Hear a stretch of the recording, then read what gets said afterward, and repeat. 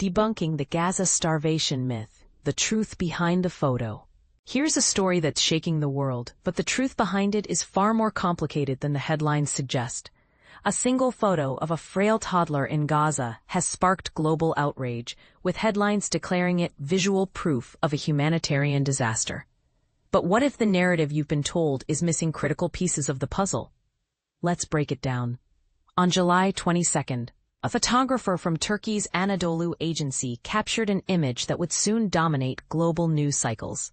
The photo shows Mohammed Zakaria Ayub al-Matouq, a one-year-old boy, cradled in his mother's arms. His skeletal frame and gaunt face immediately sparked comparisons to famine victims in war-torn regions.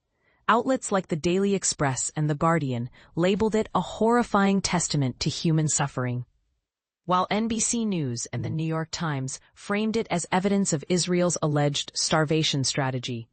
Even the BBC, after interviewing the photographer, echoed these claims. But here's the twist. The story doesn't end there. Honest Reporting, a media watchdog, noticed something strange. In one of the background photos, Mohammed's older brother, clearly healthy and well-nourished, stood just feet away. That alone should have raised red flags. Yet, the media continued to push the narrative without verifying the facts. Then the truth emerged. A CNN report revealed Mohammed suffers from a rare muscle disorder requiring specialized medical care and physical therapy. His mother explained that when he had access to treatment, he was happy and able to sit upright. This isn't starvation. It's a medical condition that, with proper care, could improve. The boy is not a victim of Israel's policies, but of a systemic failure to provide health care in Gaza. So where does the blame truly lie? Let's dissect the layers. First, Hamas. The group initiated the war and has since obstructed peace efforts by refusing to release hostages or accept ceasefires. It has also been accused of looting aid meant for civilians, a fact often buried in the noise of mainstream coverage. Second, the United Nations. Despite hundreds of aid trucks waiting at the border, the UN has stalled distribution under vague security concerns, conveniently deflecting criticism toward Israel. And finally, the media itself. Time and again, outlets prioritize sensationalism over verification, running with unconfirmed images and unchecked claims. This isn't just a mistake, it's a pattern. But here's the part most people miss: the power of a single image to reshape public perception. A photo can stir empathy, but it can also distort reality. When the media ignores context, they don't just mislead, they erode trust in journalism itself. This isn't just about Mohammed, it's about holding institutions accountable. And this is the part that sparks controversy. Should the media be held legally or ethically responsible for publishing misleading content? Or is this simply the cost of doing fast-paced, emotionally charged journalism? We want to hear your thoughts. If you agree the media needs to correct this narrative, take action. Contact the following outlets and demand updates to their coverage. NBC News. Email honestreporting.com/cdncgi. Email protection FBFFCFWN FWFTENS HFELE NPRI NWATLNS. NBC News. Email via email at honestreporting.com. honestreporting.com/cdncgi. Email protection #66414020314020312 F120 E30130 F1020 F100805 80F OF 0301 ITG. Link. honestreporting.com/cdncgi. Email protection 0A2A606EN 73620347066 EN FEN COO protection/CDN6EN 73607677 CEN. Stay informed. Stay critical. Follow Honest Reporting on Twitter at THTT, twitter.com/honestreporting, Facebook, www.facebook.com/honestreporting, @in, TikTok, and TikTok for more deep dives into news bias and regional issues. Join our WhatsApp at whatsapp.com/channel @TemiHonestReporting for more deep dives into news bias and regional issues. What do you think? Is the media truly informing the public or fueling a narrative to serve political agendas? Share your views in the comments below. Let's spark a meaningful conversation. The truth behind the iconic photo of a Gazan toddler, hunger or genetic illness. A haunting image once thought to epitomize extreme hunger in Gaza turns out to have a far more complex story behind it. And this is the part most people miss.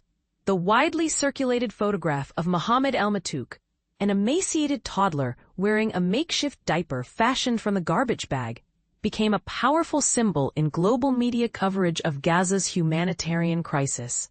But an in-depth investigation reveals that Mohammed's severe physical condition is primarily due to rare genetic illnesses rather than starvation, a critical context that slipped through the cracks of mainstream reporting, intensifying the starvation narrative to a potentially misleading degree. In recent weeks, the world's eyes have focused sharply on the dire humanitarian situation in Gaza, sparking increased international criticism of Israeli policies and actions. This pressure led political leaders to direct the Israel Defense Forces, IDF, to conduct their first-ever humanitarian aid airdrop into Gaza. Additionally, the IDF announced daily humanitarian pauses in hostilities and worked with the United Nations to establish secure corridors for aid delivery. Despite these efforts, several distressing images from Gaza, including the one of toddler Mohammed, appear to have been leveraged to emphasize and perhaps amplify the narrative of widespread famine. The photograph of the 18-month-old boy was taken by journalist Ahmed al-Arini and gained extraordinary reach. Published by major global outlets such as CNN, The New York Times, Sky News, The Guardian, Daily Mail, The Times, and the BBC, as well as even appearing in the pro-Israel Daily Express. The image shows Mohammed in a tent in Gaza City, wearing a diaper made from a black trash bag held on by his mother, Huda. Al-Arini recounted to the BBC his intention behind the photo: to reveal the extreme hunger faced by babies and children in Gaza. He described discovering the family displaced from northern Gaza, living with nothing but a small stove inside a tent he depicted as resembling a grave. The journalist claimed that Mohammed's weight dropped alarmingly from 9 kilograms to 6 kilograms, around half the expected healthy weight for a child his age, and that the toddler had reportedly never been given breast milk, formula, or nutritional supplements.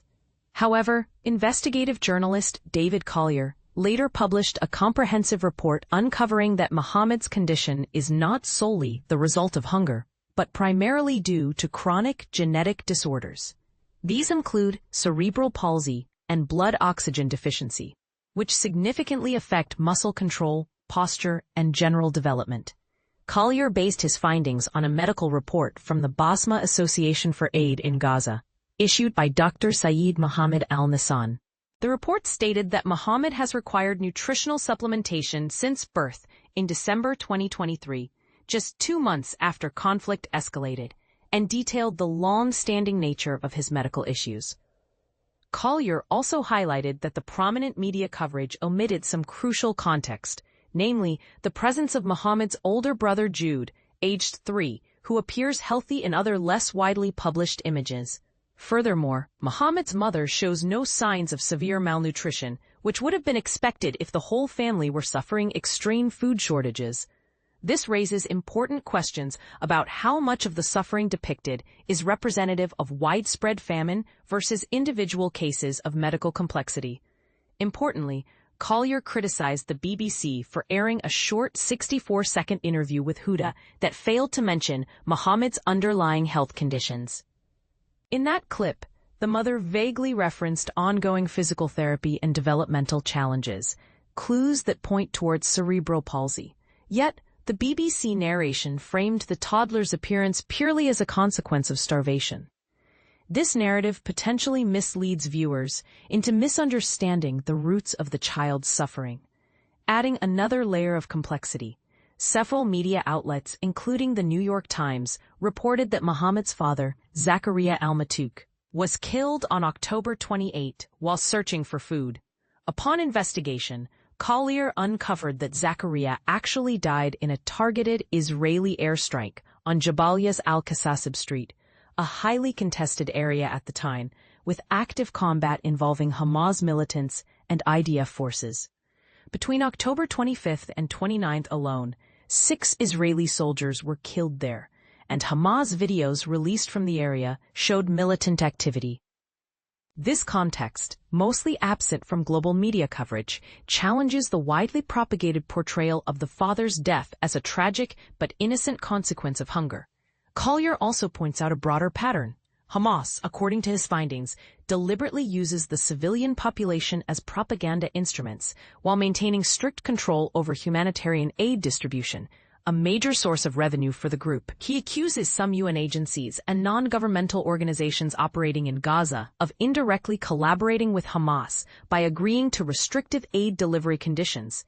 These conditions reportedly led to aid shipments being abandoned or spoiled, and required Hamas to provide security for aid workers, effectively granting the group a monopoly over assistance, thwarting impartial humanitarian efforts. In a separate but related case, the Italian newspaper Il Fatto Quotidiano published a front-page photo of a severely malnourished child under the provocative headline, "Is this a child?" A direct reference to Primo Levi's Holocaust memoir, Is This Is a Man?, later retitled Survival at Auschwitz. The article, featuring an interview with Francesca Albanese, the UN Special Rapporteur on Palestinian territories, accused the Italian government of complicity in Israel's supposed starvation policy. Yet, deeper investigation revealed that the child in question, Osama al-Raqad, actually suffers from cystic fibrosis, a chronic genetic condition, and that the photo was taken months before the crisis escalated, in April. Furthermore, Osama had been evacuated to Italy on June 11 through humanitarian and diplomatic efforts, where he has been receiving specialized care and showing health improvements. The next day, Il Fatto Quotidiano doubled down with a follow-up article by Gaza-born student reporter Aya Ashur, who claimed she had interviewed Osama's mother. She alleged the boy was suffering terribly and being treated at a hospital in Khan Yunis, despite his months-long recovery in Italy. This raises uncomfortable questions about the role and responsibility of global media in portraying humanitarian crises. How much do isolated cases with complex medical backgrounds get oversimplified into narratives of systemic famine? To what extent might such portrayals influence international policy and public opinion? And how can journalists balance the urgent need to raise awareness without inadvertently spreading misleading or incomplete stories? These questions are not just academic. They could shape the future of humanitarian aid and conflict reporting.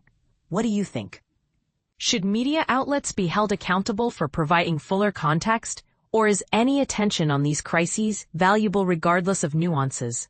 Share your thoughts below.